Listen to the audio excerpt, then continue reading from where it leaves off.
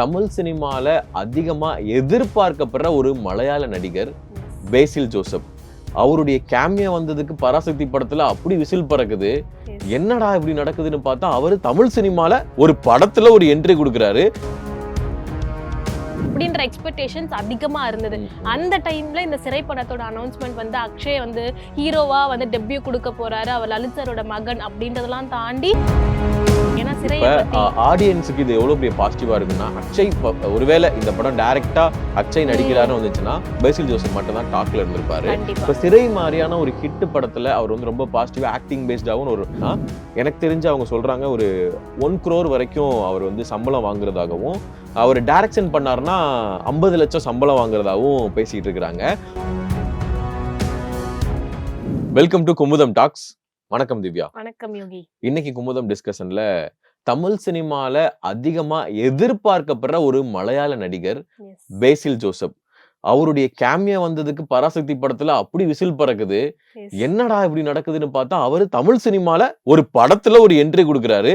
So நீங்க பாத்திருப்பீங்க கண்டிப்பா, ராவடின்னு ஒரு படம். சோ அந்த படத்துல இன்னொரு சர்ப்ரைஸ் என்ன அப்படின்னு பார்த்தோம்னா, எஸ் லலித்குமார் சார் ஆல்ரெடி சிறைன்னு ஒரு படம் மூலமா தன்னுடைய மகனை வந்து களத்துல இறக்கி அது வந்து ரொம்ப பாசிட்டிவான ஒரு ரிவ்யூ தான் அந்த படமும் பெற்றுச்சு, அவருடைய ஆக்டிங்கும் பெற்றுச்சு.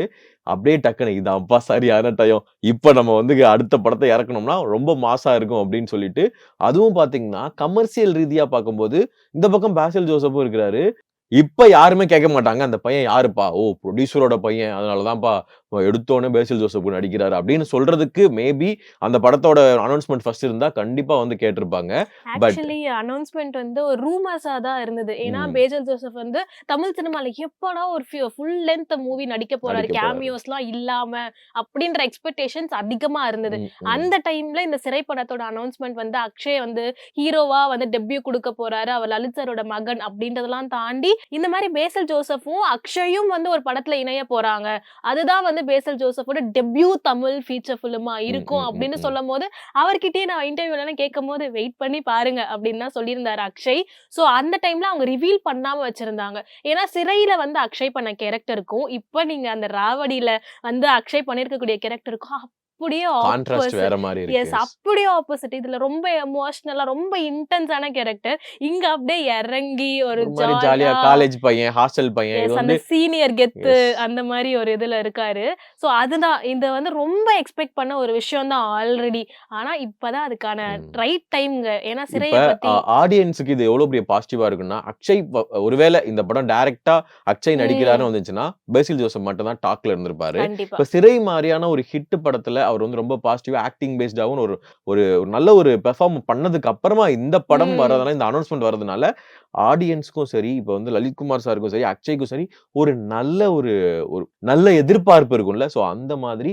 ஆனா லலித்குமார் சார் வந்து இத்தனை நாள் ஃபீல்டுல இருந்தனாலயா, அவர் எப்படி இதை யோசிச்சு இதை ஃபர்ஸ்ட் பண்ணுவாங்க அதுக்கப்புறம் இதை இறக்குவோம்னு சொல்லிட்டு பிளான் பண்ணி தான் பண்ணியிருக்காரு. இதை பார்க்கும்போது நல்லா தெரியுது, பக்கா பிளான் தான். ஏன்னா ஆடியன்ஸ் இதை ஒத்துக்கிட்டாங்கன்னா அடுத்த படத்தை ஒத்துப்பாங்க அப்படின்றது அவருக்கு தெரிஞ்சிருக்கு. சோ இந்த பாசிட்டிவிட்டி கண்டிப்பா அக்ஷய்க்கு ரீசனபிளான ஒண்ணு தான் சொல்லணும். ஏன்னா ரூமர்ஸா இருக்கும் போது கூட அதை பத்தி பெருசா பேசாம அதை அவாய்ட் பண்ணி இப்போதைக்கு எந்த அப்டேட்டும் கிடையாதுங்க அப்படின்ற மாதிரி கொண்டு வந்து இருந்தாங்க அப்படின்னு சொல்லி இந்த சிறை படத்தோட ஆக்டிங் அந்த விஷயங்கள்லாம் அவ்வளோ வந்து பேசிட்டு இருக்கும் போது இந்த அனௌன்ஸ்மெண்ட் வந்ததுனாலதான் இவ்வளோ நம்ம வந்து அதை பத்தி பேசக்கூடிய ஒரு விஷயமா மாறி இருக்கு. ஏன்னா பேசில் ஜோசப் சாரோட நடிப்போ இருக்கட்டும், அவரோட டிரெக்ஷனாவுமே இருக்கட்டும், மிகப்பெரிய அவர் ஒரு லெஜெண்டாவே மாறிட்டு இருக்காரு. டொவினோ தாமஸ் நடிச்ச மின்னல் முரளி படம் நம்ம எல்லாத்துக்கும் பிடிக்கும். அப்பா சூப்பரா நடிச்சிருக்காங்க, அவங்க நடிச்சிருக்காங்கன்னு சொல்லுவாங்க. ஆனா அந்த படத்தோட டைரக்டர் பேசில் ஜோசப் அப்படின்றது ரொம்ப லேட்டா தான் எல்லாருக்கும் தெரியும். அப்படியா இந்த அர்ஜுன் சார் வந்து அப்படியா அவரா டைரக்ஷன் பண்ணாரு அப்படின்ற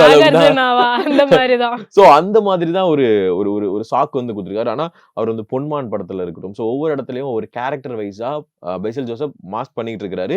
ராவடியோட இன்ட்ரோடக்ஷன் வீடியோ பார்க்கும்போது ஒரு ஹாஸ்டல் இருக்கு, அந்த ஹாஸ்டல்ல இந்த பசங்க எல்லாரும் அருணாச்சலம் நீங்க பாத்திருப்பீங்க ரீசெண்டா. மலையாள சினிமா தமிழ் சினிமாவோட கொலாபரேஷன் மாதிரி இருக்கு, ரொம்ப நல்லா இருக்கு இது பார்க்கும்போது. இதுல வந்து எனக்கு இன்னொரு பாசிட்டிவான விஷயம் என்னன்னா, இன்ஸ்டாகிராம்ல இருக்கிறவங்களுக்கு வந்து நடிக்க தெரியாது, இன்ஸ்டாகிராம்ல வரவங்களுக்கு அவங்க ரீல்ஸ் மட்டும் தான் பண்ணுவாங்க அப்படின்னு பேசுற வகையில. சோ அருணாச்சலம் வந்து பாத்தீங்கன்னா ஸ்வீட் ஆர்ட் படத்துல நடிச்சிருப்பாரு, அப்புறம் வந்து கிங்டம் படத்துல நடிச்சிருப்பாரு. சோ இந்த மாதிரி அவரை பார்க்கும்போது ஒரு ப்ராமிசிங்கான ஒரு காமெடியன் பேஸ்டா ஒரு நிறைய விஷயங்கள் பண்றாரு. ரீல்ஸ் நிறைய பார்த்திருப்பாங்க நிறைய பேரு.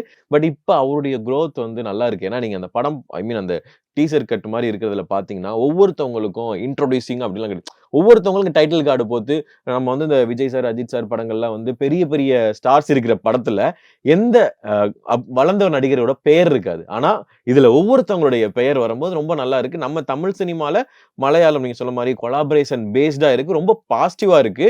அண்ட் பேசில் ஜோசப்புக்கு வந்து பார்த்தீங்கன்னா, இப்ப தமிழ் சினிமால எந்த அளவுக்கு மார்க்கெட் இருக்கு அப்படின்னா, எனக்கு தெரிஞ்சு அவங்க சொல்றாங்க ஒரு 1 crore வரைக்கும் அவர் வந்து சம்பளம் வாங்குறதாகவும், அவரு டைரக்ஷன் பண்ணாருன்னா 50,00,000 சம்பளம் வாங்குறதாவும் பேசிட்டு இருக்கிறாங்க. ஒரு டைரக்டர் தமிழ் சினிமால இருக்க டைரக்டர் கூட ஒரு கதை எழுதுனாங்க அப்படின்னா, அந்த கதையில, அந்த ஸ்கிரிப்ட்ல பேசில் ஜோசப்ப வந்து மறுக்க முடியல. அவர் எப்படியாவது ஒரு கேரக்டர் புடிச்சிட்டாருன்ற ஒரு விஷயம் அதிகமான ஒரு பாசிட்டிவா வந்து போய்க்கிட்டு இருக்கு. Yes. இப்ப வந்து பேசில் ஜோசப் கையில தான் இருக்கு. அந்த ஹைப்ப அவர் தமிழ் சினிமால கதை கேட்ட ஒரு டைரக்டர் அப்படின்றனால ஃபைனலி பேசில் ஜோசப் என்ன பண்ணணும் அப்படின்னா, நல்ல கதையா தேர்ந்தெடுத்து அந்த ஹைப்ப அப்படியே மெயின்டெயின் பண்ணாருன்னா, அவரும் ஒரு தவிர்க்க முடியாத நம்ம சவுத் இந்தியாவும் சரி, மொத்த சவுத் இந்தியால ஒரு ஒரு முக்கியமான ஒரு ஆக்டரா வலம் வர்றதுக்காகவும், டைரக்டரா வலம் வர்றதுக்காகவும் நிறைய வாய்ப்புகள் இருக்கு. அவர் நம்ம தமிழ் சினிமா இருக்கக்கூடிய சூர்யா சார். இந்த மாரி நடிகர்கள வச்சு லீடா அவர் டைரக்ஷன் பண்ண போறதாவும் மிகப்பெரிய ஒரு டாக்லாம் போய்க்கிட்டு இருக்கு. ஏன்னா எல்லாரும் வந்து வாண்டட் ஆயிட்டாரு அப்படின்னும்போது கேட்க ஆரம்பிச்சிட்டாங்க. அவர் ஸ்டோரி, அவர் டைரக்ஷன் பார்த்துட்டு கொஞ்சம் பொறுத்து தான் பார்க்கணும்.